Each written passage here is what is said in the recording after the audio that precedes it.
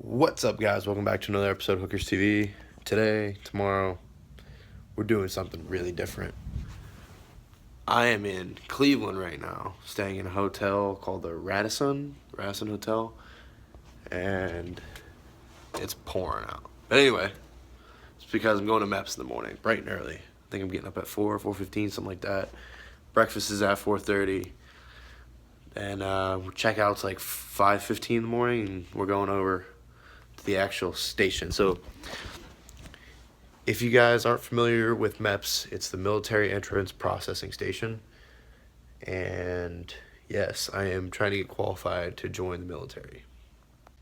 The branch I am trying to join is the Air Force, and I want to be a reservist in the Air Force, so that is why I am here. I want to make this video just to explain to you guys what MEPS is all about, talk about my personal experience with it. I know these videos on YouTube are few and far between, so I just want to talk about my experience, and I'll get back with you guys tomorrow. Alright guys, it's 11:52. I just got cleared for the Air Force. I'm leaving MEPS now. I'm on my way home. I'll brief you guys when I get back. So I just want to catch you guys all up on what you actually do at MEPS, and I'll talk about my experience a little bit. You wake up in the morning. I think they say breakfast starts at 4:15. And if you drive, you go to check in with the guy in the Freedoms Club, and they tell you if you're driving, which I drove, you just got to be there at 5:25. Get behind the bus, follow the bus to MEPS. So in the hotel, you got so long to eat breakfast, and then my suggestion is pound the drinks. I pounded a lot of orange juice and water, just so when the time comes for the drug test, you can just pee right away. The food there was excellent. The breakfast was good. I got Fettuccine Alfredo at night for dinner. That was good. So you sit in the Freedoms Club till 5:25. Then I went and got my vehicle, got behind the bus, followed the bus to MEPS. First they line you up outside. You get there, either you take the bus, you drive. I drove.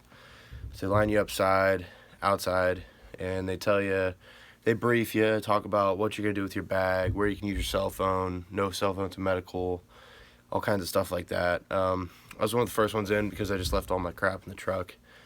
I didn't even bring my phone in because I didn't want it to get stolen or anything.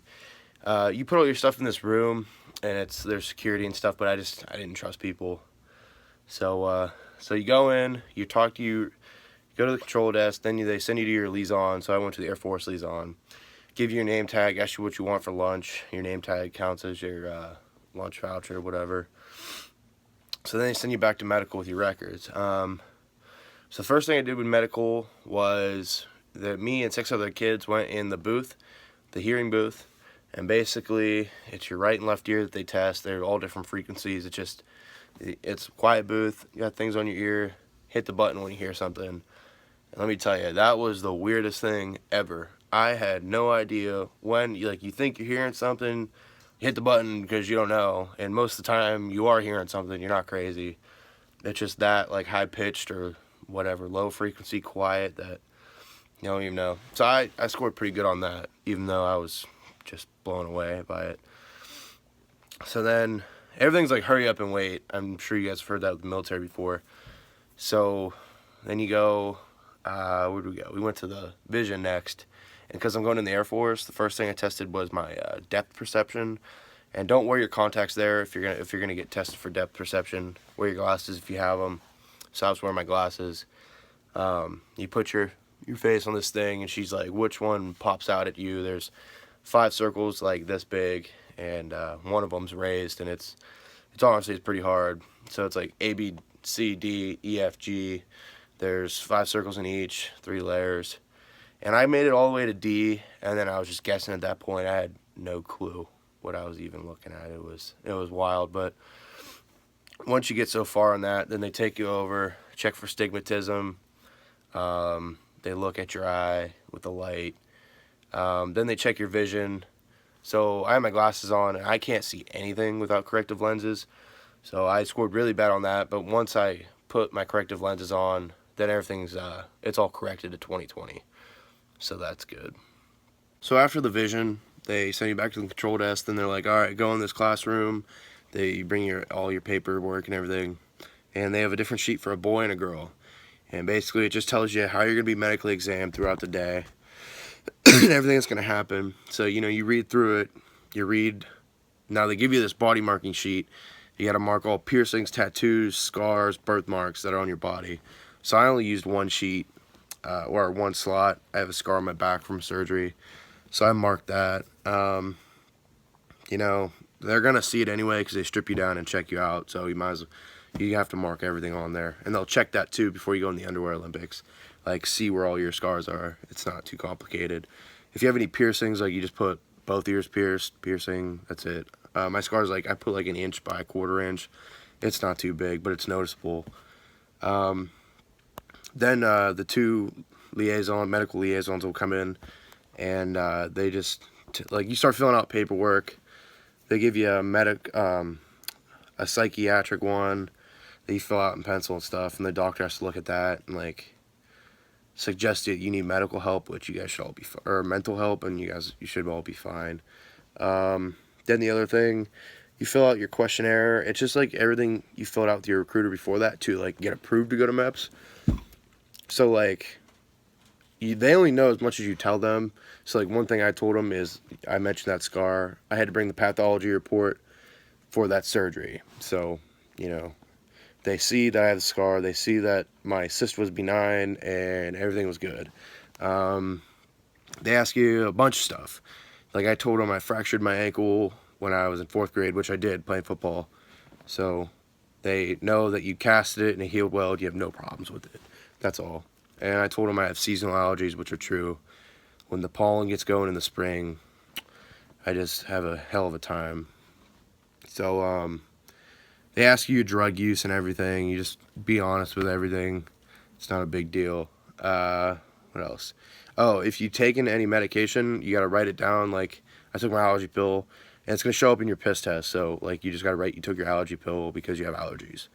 If you took a painkiller because you had a headache, you tell them you took Tylenol. It's not a big deal. So from there, you guys all go in different directions. My first thing was, I went and took the blood test. So you just go in this room, they take a vial of blood.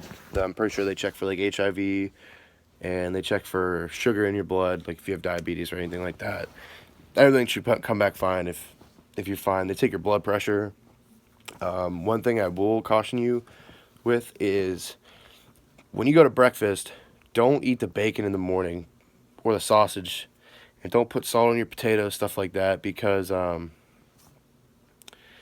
salt will raise your blood pressure, as you guys know. You just want to avoid that. Avoid things like coffee.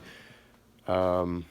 So I'm saying that because I didn't listen and I ate the sausage in the morning, and my blood pressure was like 154/70, which is just way too high. It's terrible. So we waited throughout the day, waited for me to go pee and everything, and my blood pressure ended up being like 115/55 or something like that. It was like perfect. So you just want to avoid sodium and things that are going to raise your blood pressure, like the caffeine in coffee and stuff like that. So after the blood test, I went straight to the pee test, and the pee test is kind of weird. They give you a cup, they give you all these directions and everything, like, make sure I was number 3, so there's guy number 4 urinal, 3, 2, 1. You're supposed to stand on the line in front of the urinal, let it flop out, pull the cup off the thing, pee in the cup like 3/4 of the way, put it back up, then step up to the urinal and finish. And there's a dude that sits like right in front of you and watches you pee into this cup, and it is just extremely weird. And everybody else is in the same boat. It's just really weird. So number 4, number 2, number 1, they all peed, and number 3 could not go. I had to go, I just couldn't go. And this guy's like, I'm gonna give you peace and quiet. And let me tell you, he didn't shut the hell up the whole time, and I had trouble peeing. So he's like, number 3, what's the problem? And I told him number 3 couldn't go. I got a little bit in the cup, like a little dribble, but it just wasn't enough for the test. So he made me dump the cup out, go back out, and if you guys didn't know, he told me this, your bladder only speaks one language, and that's H2O. So you guys want to make sure you pound the water if you can't pee. You got till like 11:45 to pee, so you got all the time in the world, because you get there at like 5. You got all the time in the world to pound water and go pee. And if you can't, you got like 3 days to go back up to MEPS and get him a piss sample. So you'll be all right. But if you can't get him a piss sample in 3 days, you're suspended for like, you're not able to apply again for MEPS until like for 180 days, which is like 6 months. So you want to make sure you're able to pee. It's just really weird. After the drug test, I went straight into the Underwear Olympics. Yes, the Underwear Olympics.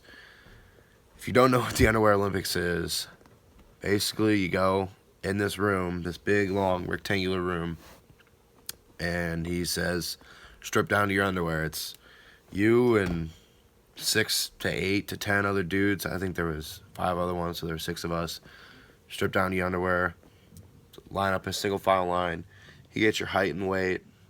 I think they got me at 75.5 inches and 222 pounds or something like that, which is like perfect. That's 6'5" is the max for my job, which is a flight nurse. So I weighed in right, and my max is like 230 pounds.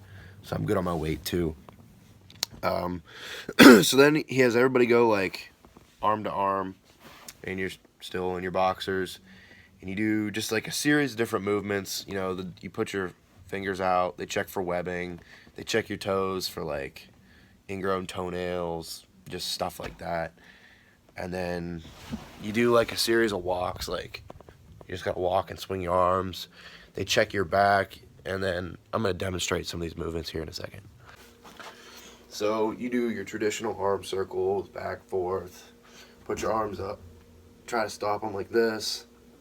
They check those. Trying to think what else.